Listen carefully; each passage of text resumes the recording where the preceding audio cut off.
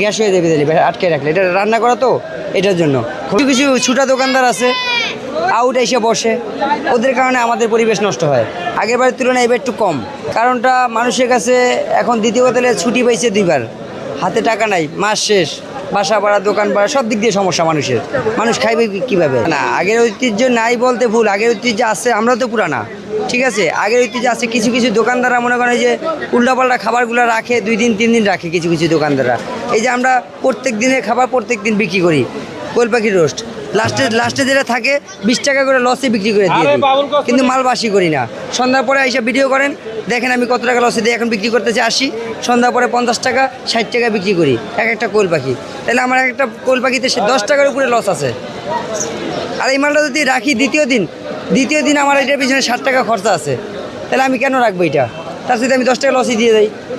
পরিবেশ তো এখন এইখানে আদি আমল থেকে করে আইছে বাপদাদারা, তারাই করতেছে, এইভাবে করতেছে। আর এইখানে যে ওইরকম পরিবেশভাবে রাখার কোনো সিস্টেম নাই, গ্লাস ম্লাস লাগিয়ে রাখবো। তারপর আমরা যেটুকু পারি উপরে পলি দিয়ে, র্যাপিং পেপার দিয়ে আটকায় রাখি।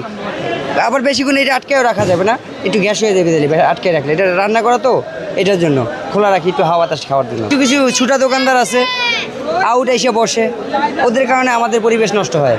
আপনারা আলোচনা ধরে ইয়া করেন, যেটা করণীয় দায়িত্ব এটা আপনারা করেন।